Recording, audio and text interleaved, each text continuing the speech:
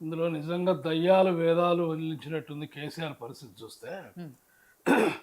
తెలంగాణకి నీళ్లు, నిధులు, ఉద్యోగాల పేరు మీద తెలంగాణ తెచ్చుకుంటే 10-11 సంవత్సరాల పాటు ఫామ్ హౌస్‌లో పండుకొని, ఈ ఏదైతే విభజన హామీలు ఉన్నాయో దాని మీద ఒక్కనాడు కూడా మాట్లాడకుండా, రోజా దగ్గరికి పోయి రొయ్యల పులుసు తిని రాయలసీమని రత్నాల సీమ చేస్తా అని చెప్పి, హ్మ్. ఇంకో చోట పోయి మొత్తం జగన్ దగ్గర పోయి మొత్తం శ్రీశైలంలో ఉన్నటువంటి పోతిరెడ్డిపాడుని నిట్ట నిలువు నిజమైనట్టు అసెంబ్లీలో కేసీఆర్ గారు మనకు సహాయం చేసిండు, వారి కృతజ్ఞతలు అని చెప్పి జగన్ చెప్పిండు. అసెంబ్లీలో తెలంగాణను ఎంత దారుణంగా ముంచిండో జగన్ గారే చెప్పిండు. హ్మ్. ఇటువంటి పరిస్థితుల్లో ఇంకా ప్రెస్ మీట్ పెట్టైనా తెలంగాణకు అన్యాయం జరుగుతుందంటే 10 ఏళ్ళు ఎక్కడ పండుకుండండి. ఒక్కనాడు కూడా ఎన్నికలు వస్తే తప్ప నేటి గురించి మాట్లాడేటువంటి వ్యక్తి ఎవరైనా ఉన్నట్టే కేసీఆర్ గారే. అది ఎన్నికల్లో ఓట్ల కోసమే ఈ నీళ్ళ గురించి మాట్లాడేటోడు. తర్వాత పోయి ఫామ్ హౌస్లో పండుకుంటే ఏనాడు నీటి గురించి మాట్లాడలేదు. అన్ని పార్టీలను పిలిపించి ఏనాడు ఢిల్లీకి తీసుకుపోలేదు. ఏనాడు ఢిల్లీలో ఉన్నటువంటి కేంద్ర జలవనరుల శాఖ మంత్రితోటి ఎప్పుడు కూడా ఒత్తిడి చేసిన దాఖలాలు లేవు.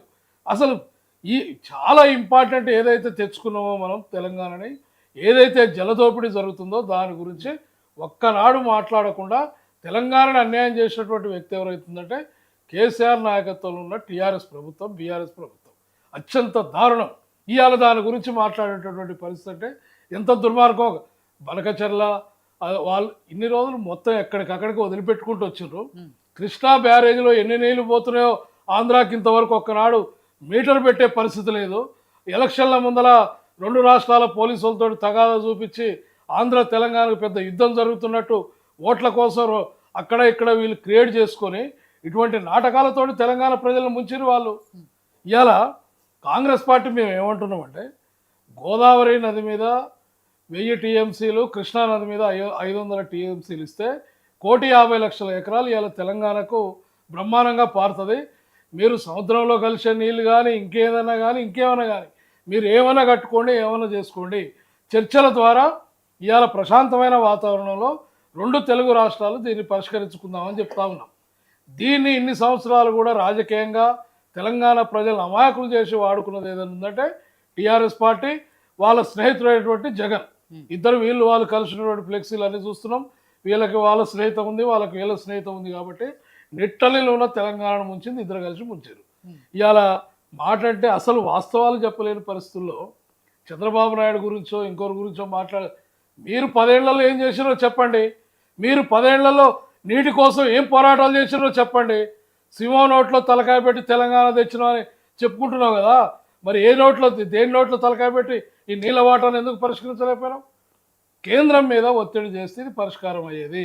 కేంద్రం మీద ఒత్తిడి చేయకుండా వాళ్ళు చేస్తున్న అవినీతి ఆరోపణలు ఏమన్నా ఒత్తిడి చేసి లోపల వేస్తారేమన్న ఉద్దేశంతో ఒక్క ఇష్యూ మీద కూడా కేంద్రంలో విభజన హామీల మీద మాట్లాడినటువంటి హీనమైన తెలంగాణ ద్రోహులు ఎవరైనా ఉన్నట్టే అది ఒక టీఆర్ఎస్ ప్రభుత్వం, టీఆర్ఎస్ పార్టీ, కేసీఆర్, హరీష్ రావు. ప్రభాకర్ రెడ్డి గారు, ఈ 2 ఏళ్లలో కాంగ్రెస్ ప్రభుత్వం కూడా ఎప్పుడు కేంద్ర ప్రభుత్వం మీద ఒత్తిడి తీసుకొచ్చినట్టు కానీ దీనికి సంబంధించి సీరియస్ గా మాట్లాడిన సందర్భాలు కూడా లేవు కదా. ఇక్కడ నాయకులు వాళ్ళు విమర్శించుకోవటాలే తప్ప లేదు. 100% తీవ్రమైన ఒత్తిడి. ఇప్పటికీ 15 సార్లు ఉత్తమ్ కుమార్ రెడ్డి గారి నాయకత్వంలో కేంద్ర జలవనరుల శాఖ మంత్రిని కలిసినాము. సుప్రీంకోర్టులో ప్రత్యేక అడ్వకేట్ని పెట్టి దాని మీద టైం బాండ్ పెట్టి క్లియర్ చేయమని చెప్తున్నాం. ఇవాళ 10 ఏళ్ల నుంచి సుప్రీంకోర్టులో పెండింగ్లో ఉన్నటువంటి జల వివాద కేసులు ఇమ్మీడియట్గా టైం బాండ్ పెట్టండి అని చెప్పి సుప్రీంకోర్టులో ప్రత్యేక అడ్వకేట్ని పెట్టి ఇలా కాంగ్రెస్ పార్టీ ప్రభుత్వం పెట్టింది. అది ఎప్పుడో చేయాల్సిన పని టీఆర్ఎస్ ప్రభుత్వం చేయాలి. అది చేయకపోవడం వల్ల ఈ 10 ఏళ్ళు మొత్తం కూడా సాగదీసుకుంటూ వచ్చినటువంటి పరిస్థితి ఇలా. అందుకే దాని మీద ఎట్టి పరిస్థితుల్లో కూడా నీటి విషయంలో తెలంగాణకు రావాల్సిన వాటా విషయంలో 1% కూడా ఇలా కాంగ్రెస్ ప్రభుత్వం వెనక్కి పోయే పరిస్థితి లేదు. వీళ్ళు చేసినటువంటి 10 ఏళ్ళు మోసం, దాని నుంచి కోర్టులో ఉన్న పెండింగ్స్ ఇవన్నీ కూడా చాలా ఇవాళ తలుసుకుంటేనే కడుపు పగిలిపోతుంది. మళ్ళీ వీళ్ళు ఇవాళ జల వివాదాల గురించి ఇలా మాట్లాడుతున్నారంటే అసలు ఎంత దారుణం. ఇలా తెలంగాణ ప్రజలు రగిలిపోతున్నారు. 10 ఏళ్ళు ఒక్కచోట మాట్లాడకుండా, ఒక్కనాడు మాట్లాడకుండా, దాని పరిష్కారం ఎట్లా చేయాలో కూడా కనీసం ఢిల్లీ పోయి మాట్లాడకుండా ఇవాళ ప్రెస్ మీట్లు పెట్టి అహంకారంతో ఇలా మాట్లాడుతున్నట్టే తెలంగాణ ప్రజల కడుపు పగిలిపోతూ ఉంది. దీనికి పరిష్కారం చేయాల్సింది 2 రాష్ట్ర ప్రభుత్వాలు కూర్చొని పరిష్కారమే. అంతకు మించి ఇందులో కేంద్ర ప్రభుత్వం కూడా విపరీతమైన డ్రామా ఆడుతూ ఉంది. అది ఎందుకంటే కేంద్రంలో కేఆర్ఎంబీ కానీ ఎన్ని సంస్థలు వాళ్ళ చేతుల్లో నీటి వాటాలని సరిచేసేటటువంటిది కానీ ఎవరికి ఎన్ని కేటాయించాలనేది అటువంటిది లేకుండా కేంద్ర ప్రభుత్వం కూడా డ్రామాలు ఆడుతూ ఉన్నది. ముఖ్యంగా దక్షిణాది రాష్ట్రాల్లో అటువంటి పరిస్థితి ఉంది. ఇవాళ దాన్ని ఇప్పుడు అక్కడ పోతే జగన్ నిన్నటిదాకా మోదీతోటి అంటగాగిన ఆయనే, ఇవాళ టీడీపీ కూడా అదే పరిస్థితి ఉంది. మరి ఇటువంటి పరిస్థితులలో నిజంగా వాళ్ళకి ఎక్కువ నీళ్ళు పోతున్నాయి కాబట్టి ఆంధ్ర వాళ్ళు వాళ్ళకి ఏది పరిష్కారం చేసుకోవాల్సిన అవసరం లేదు. ఇది పరిష్కారం చేసుకోవాల్సినటువంటి బాధ్యత తెలంగాణ ప్రజల మీద, తెలంగాణ ప్రభుత్వం మీదనే ఉంది. కాబట్టి ఇలా మనం పైన ఉన్నాం.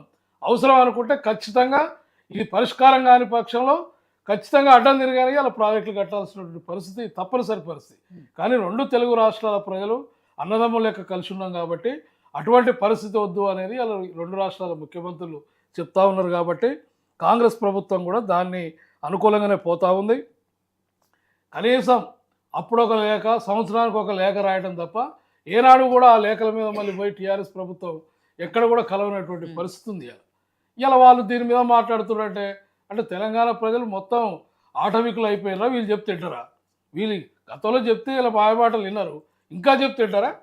కాబట్టి ఏది ఏమైనా కాంగ్రెస్ పార్టీ గతంలో తెలంగాణను ఇచ్చినప్పుడు విభజన హామీలను ఏదైతే దాన్ని సరిచేయాలనుకున్నామో, విభజన హామీలు అమలు చేయాలనుకున్నామో 10 ఏళ్ళు తెలంగాణ ప్రజల నోట్లో మట్టి కొట్టి విభజన హామీలను ఏం పట్టించుకోకుండా ఫామ్ హౌస్లో పండుకొని తెలంగాణకి ద్రోహం చేస్తే ఆ ద్రోహాన్ని ఇప్పుడు సరి చేసుకుంటే ఈ 2 ఏళ్ల నుంచి మేము కంటిన్యూగా ఢిల్లీ పోయి ఢిల్లీలో సుప్రీంకోర్టులో కానీ తర్వాత బీజేపీ కూటమి ప్రభుత్వం పైన కూడా మేము ఒత్తిడి తీసుకొని వచ్చి దీన్ని ఇమీడియట్గా పరిష్కారం చేయడానికి తీవ్ర ప్రయత్నం చేస్తూ ఉన్నాం. విద్యాసాగర్ గారు, ఇక్కడ 10 ఏళ్ళు అధికారంలో ఉండి దీని గురించి ఎప్పుడూ కూడా ఏమీ మాట్లాడని, ఏమీ చేయని బీఆర్ఎస్ పార్టీ ఈవెన్ అపెక్స్ మీటింగ్కి కూడా ఒక్కసారి కూడా హాజరు కాకుండా